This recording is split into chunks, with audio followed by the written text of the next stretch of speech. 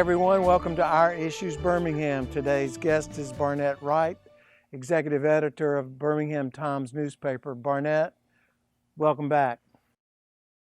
Well, thank you. Under these circumstances, these Zoom interviews, well, it's good to be back either way. Well, I feel like you're here. Does that count? I feel like I missed part of that. I said, I feel like you're here. Does that count? Yeah, it's close enough. Barnett, these are difficult times in our city and our surrounding communities. Could you give me your observations of what's going on? I know you wrote a book about the civil rights activities during the 60s. I feel like we're in the middle of the Spanish flu, an economic depression, 1968 in Birmingham, and an economic depression. I may have said that twice, all at one time. A civil war, that's the other thing I think we're involved with. Right. It's very awesome. We are only halfway through the year, and it feels like already the entire year has been compressed into 6 months. I mean, so much has happened. And to your point, as far as a civil rights movement, 1963 would happen. Right now, this will, without question, go down as one of the more historic times in our, not just the city's history, but for the country's history. That 2020 will be up there among those years that are part of the legacy of what this country is and what it should be. And why do you say that, Barnett? Well, if you look at the things that have happened so far, so let's talk about the coronavirus. So we have that, which has taken untold lives and has touched every facet, right? Every facet of the county, no matter where you go at in Jefferson County or Alabama, right? There's some stories about COVID-19 and coronavirus. And just recently, we had the unrest in downtown Birmingham as a result of the death of George Floyd, who was killed in Minneapolis. So you have all of those compressed into just 6 months, Judge. Yeah, and there's quite a bit of civil unrest. I understand that as we are talking this Thursday afternoon, the city of Birmingham is closing up. Lynn Park is fenced up. Kelly Ingram Park is fenced up, and people are somewhat shaken by the events that are going on. I think as a group of citizens, both black and white, we must come together and overcome what has brought this about and brought this to a head like it is right now. Yeah, I had one of my friends in the medical community once described a bone that once a bone breaks, it's very, very painful, but when it heals, when it calcifies, it's much stronger. Sometimes, unfortunately, that we need some of these breaks, some of these divisions to bring us together, to make us stronger, and to calcify the relationships on both sides. And we saw that, Judge, in this 1960s, when we had divisions and people of goodwill came together, both black and white, and helped heal, rebuild this community. And it is hopeful that we will see that again. I feel like things are different this time. There was a lot of hatred back then, and the sides were polarized, and I still believe there's polarization, but I do believe there's something different about what's going on now versus what was going on in the 60s. Do you feel that way? In some respects, I just think that what happened, the difference for me is what happened in the 60s was mostly concentrated in Birmingham, Alabama. And one of the differences there was that we had leadership who came in and talked about the need for a nonviolent response. The marchers here in Birmingham, I believe, set the template in the blueprint for how you respond to acts of violence and racism against the community. For example, all the marches in the 1960s were taught to be nonviolent, taught to not respond. I know it's very, very difficult now. It was difficult then, but I think some of the response to the murder, to the death of George Floyd, and let me just say to the killing of George Floyd, because there hasn't been a legal determination yet. So to the killing of George Floyd, the response, I think sometimes has to be reviewed, because you don't fight violence with violence, and that was the message in the 1960s. Well, in the 1960s, we also didn't have for lack of a better word, the firepower that each side has in 2020. I mean, the number of Right. weapons, I mean, I'm sure weapons existed back then, but not like they do now. Right, and you don't have a Dr. King, right? There's no Dr. King who has that voice to tell the marchers and demonstrators how to respond.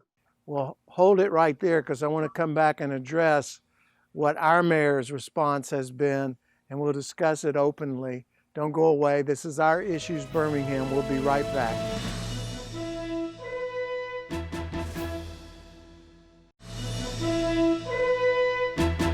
Welcome back to Our Issues Birmingham. I'm Tommy Spina. I'm talking with Barnett Wright with Birmingham Times newspaper.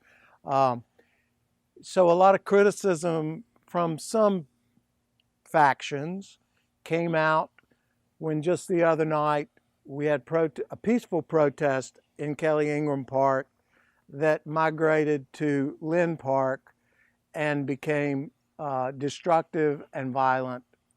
And yet some felt that the response of our leadership, and particularly our police department, was not appropriate for the circumstances.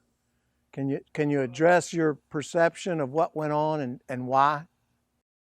Well, I mean, you're gonna have a perception, I think, and you know this well, that you're gonna have two sides. You're gonna have some who are going to support an initiative. You're gonna have some who are going to be opposed to the initiative. I think what was disappointing for me was to see reporters, right, who were attacked down there and who were beating. Now, I didn't follow as much the police response as I did the actions, Judge, of the protesters and marchers. Is inexcusable to go around punching people, hitting people, and throwing bricks through windows. And I think that took away from what had been two largely peaceful rallies during the day. There was a rally on Saturday, there was a rally on Sunday, and then Sunday evening, some individuals peeled off and caused destruction downtown Birmingham, and that's unacceptable. Well, but when you watch the television news, you saw Birmingham police officers who were tremendously outnumbered, essentially standing around and not taking any action. I would agree with you that there was no action they could take in that dynamic, because 500 people versus 12, it's obvious who's going to win that combustible situation. So if you had been Mayor Woodfin, would you have done anything differently? Or would you have handled it, if you had been the police chief, would you have handled it differently? You know, as mayor, I would have relied on my police chief, who is the expert. Now, I don't know what instructions that the officers may have been given or not given. Maybe they were told to stand down. I'm sure that there were some captains or some leadership at that particular scene. And again, Judge, we also know sometimes we don't know, what goes into tactical decisions. There may have been a reason why they didn't get involved at that particular time. But I think that's what the follow-up process is that there needs to be an investigation. It needs to be done publicly to find out why the officers that you said that you saw did not respond. With respect to the mayor coming down to Lynn Park that night, were you in the area by any chance as a reporter, or were you like me at home? Right. I was there Monday night, but I was not there Sunday night. And now, of course, the monument has been removed. Do you feel like the actions of removing the monument will possibly lend itself for people to start coming together? Have you been getting any feedback from your constituency, from your demographic, from your readers regarding the fact that that has happened? I think the majority of people in Birmingham are happy to see that monument go. It has been a problem for years. It just didn't begin under Mayor Woodfin. It goes back as far as Mayor Bernard Kincaid. It certainly came through the Bell administration, Mayor William Bell administration, because remember, he put the covering at the base of the monument. Woodfin took it down, and he was able to accomplish something that hadn't been done in years. And he was able to accomplish something that hadn't been done in many places across the country. So in that respect, it was seen as something that certainly would be a part of his legacy, and among residents in Birmingham, a positive part of his legacy. If you had words that you'd like to impart upon the viewers going forward, what would those words be? What would you say to them at this point in time, and how we heal that bone that's been fractured? That it took in the 1960s both blacks and whites to come together and to heal this community. And that's going to happen again. The great thing about it is what you're saying is so far that a lot of people, not only across the country, but in Birmingham, was horrified by what happened in Minneapolis. And when you look at the marches, they're diverse. People have been coming together, and this is something that everybody is going to have to continue. The momentum, that the cooperation, coordination that we have right now, is that has to be built going into the long-term future. We can't lose the momentum of the movement, right? We can't be all excited, not excited, but unified. We can't be unified at this particular point in history and then let it dissipate down the road. So everybody has to come together. This unity we're hearing now has to be something that has to be built upon for the future. We're going to take a short break. We're going to come back and finish up. Don't go away. We'll be right back. This is Our Issues Birmingham.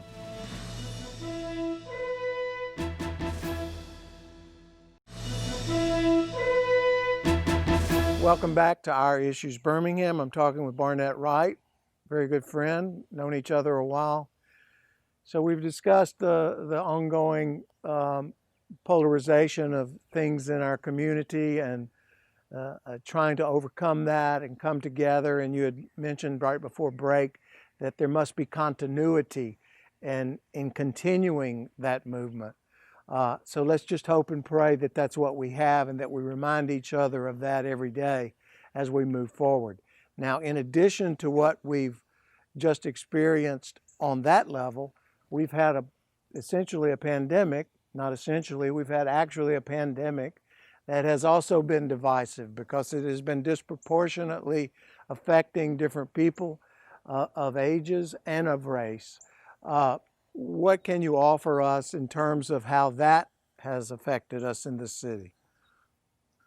Well, I think that is a situation where you see people coming together to try and assist those, especially in neighborhoods where that's not much testing, right? So you have the health department, the Jefferson County Department of Health, you have UAB, and you have some of these clinics. And here's also what's important: you have churches, right? So everybody is coming together and pooling their resources, both human resources, financial resources. You also have some organizations that are feeding families. Remember, when this pandemic struck, schools were closed. So there were a lot of students who were getting their meals. The only meals they would get, the only nutritious meals they would get would be at school. So some organizations pitched in, residents pitched in, they all came together. They started feeding programs, they started meal programs. So again, that's another template to the way that we can unite this community and try and help individuals. Essentially, we seem to have been divided racially in our law enforcement tactics, in the economic impact of the COVID virus, in the infection rate of the COVID virus. And I think one thing, if a positive has to come from this horrible negative, would be a new awareness and a new recognition of the divide that existed and has existed for quite some time. And what we're trying to do is close that gap moving forward. Is that essentially what you're trying to suggest? Yeah, but and let's not forget something that you're familiar with, right? The disparity in our criminal justice system. Absolutely. Right. We can't forget that either. Now, so what we need to do is, this is a moment now when there is a lot of anger and outrage on both sides, right? When you talk to people about what they saw, what's been going on, okay, they're angry. So let's take and use that anger for something positive. Let's take that anger to look at these disparities with those issues we just talked about. And let's say those who are in the criminal justice system who are angry, let's see if we can find some ways to rectify the wrongs in the criminal justice system. Those who are in the medical community, let's focus on the medical community, see how we can rectify those wrongs.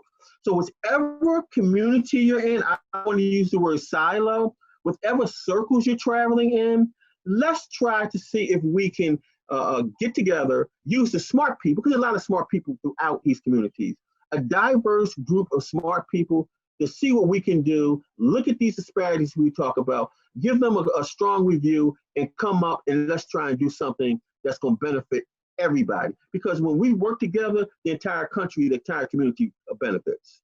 Of all the things we've just spoken of that are certainly horrible events that have occurred in the first 5 months of this year, one thing that it has done, it has shown a light on the disparities that you just talked about, the disparities in healthcare, the disparities in our criminal justice system, the disparities in the enforcement of laws in our criminal justice system, the disparity in how our judicial system sentences individuals, for example, and for what crimes. So, do you think there are enough people that the divide is not so clear-cut where we will never come together?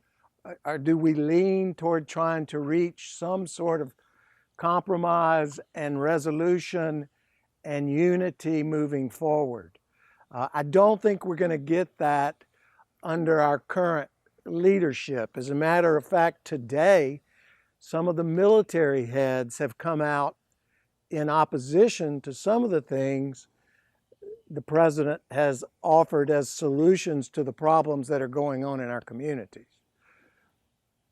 You have a comment about how that might, yeah. Do you think it's gone too far is what I'm saying? Yeah, I think it's going to be a challenge. When you ask, are there individuals who will step up? I mean, I think when you have people, the military leadership that you just talked about, who express concerns, that's a example of people who are saying some of these things have gone too far. And it's going to be a challenge. I think there have always been people who are willing to speak up, and the only way things are going to get done is if that continues. And what you're seeing, yes, you see it on the national level, but I think you're starting to see it on a local level, which probably can make the biggest difference. Yes, we needed overarching nationwide to happen.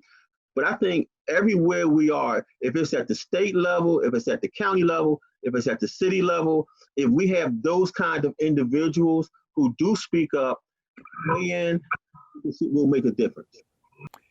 Thanks so much for being with us, Barnett. You make some very valid points. As to our viewing audience, I hope this has been informative and will inspire you to try to accomplish some of the things we've discussed. We certainly need to work together and pull together to dig ourselves out of this current situation. This is Our Issues Birmingham. We'll see you next week. Thanks for being with us. And thank you, Barnett.